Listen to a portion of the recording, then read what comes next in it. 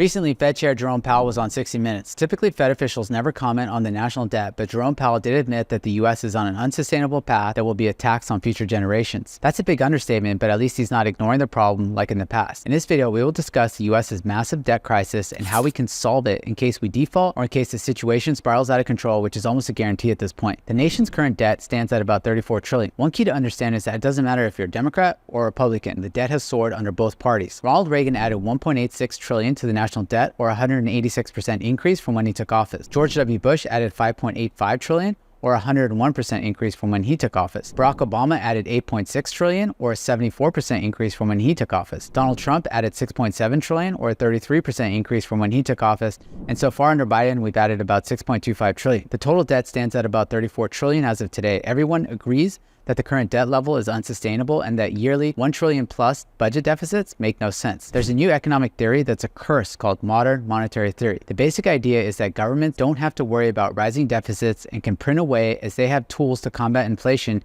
and to keep the system in balance. This is the stupidest theory ever created and has given rise to the idea that worrying about the deficit doesn't matter given the tools that modern central banks have. As the saying goes, if something seems too good to be true, it probably is. And that's certainly the case with modern monetary policy. Everyone knows that you can't get a free lunch. You can't just hand out checks to people and print money endlessly without consequences. It just doesn't make sense. The flaw with this theory is that you can print away with the exception of this small detail called currency devaluation. The thing about currency devaluation is that it can accumulate and reach a tipping point or death spiral, and literally every civilization on earth has succumbed to this.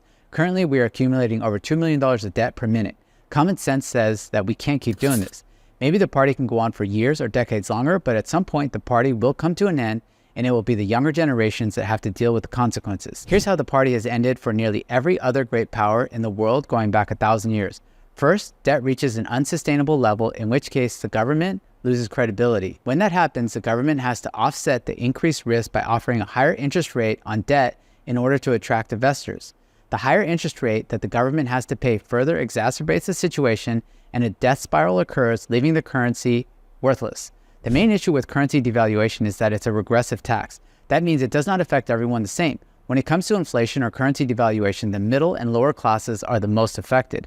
If you think that the increase in homelessness, home prices, and pessimism about the American dream are not connected to the massive debt problem, think again. It's all connected. When prices go up, the hope is that wages go up to compensate, but that's almost never the case for middle and lower income Americans. That's why you're seeing the American dream slip out of reach for so many. Currency devaluation leads to inequality, which is why we have more inequality now than ever before. The US is unique in that the dollar is the reserve currency around the world. Basically, since the dollar is intertwined with the entire world financial system and has no equal, it has staying power for now. At some point, however, investors will think twice about buying US debt, and when that happens, the US will have 4 options: increase taxes, reduce spending, print even more money, or seize U.S. citizen assets to pay down debt. There will be a time, maybe soon, when the government has to go into crisis management mode to fix the debt problem and implement one or more of these solutions.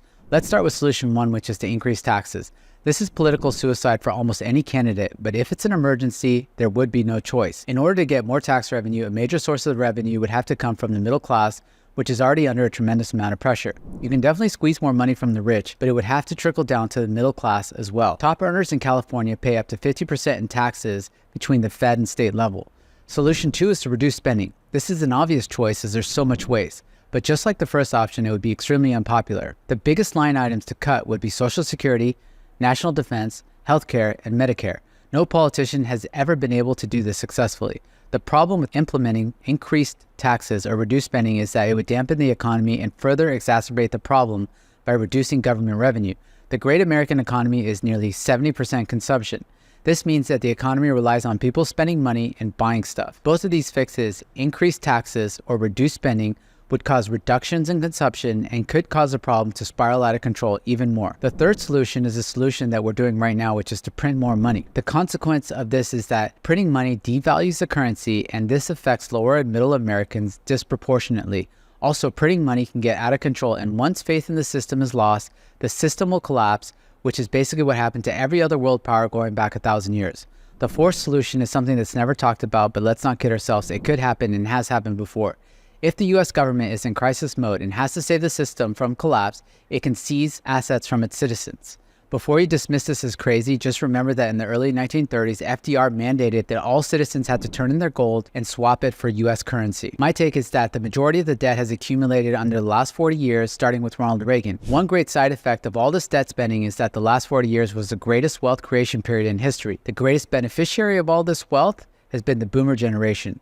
The boomers are sitting on over $70 trillion of wealth. I think you know where I'm getting at. The majority of this wealth is set to get transferred over the next decade or two. If it really all hits the fans, seizing assets from the boomers might be our best option. Of course, the boomers would be extremely pissed and they would have every right, but to be fair, this did all happen under their watch. You're probably thinking that this is unconstitutional, and you're right, but it was also unconstitutional for FDR to force Americans to turn in their gold. The confiscation of all this wealth would also have major consequences to the economy, as this wealth generates massive benefits to the economy from investment, consumption, to research and development. Private citizens know how to save and invest money way better than the government. But if it's a matter of saving the system, don't be surprised. Overall, this debt crisis will have to be dealt with sooner or later. Given we're accumulating debt at a pace of about $2 million per minute, rest assured it will end badly at some point.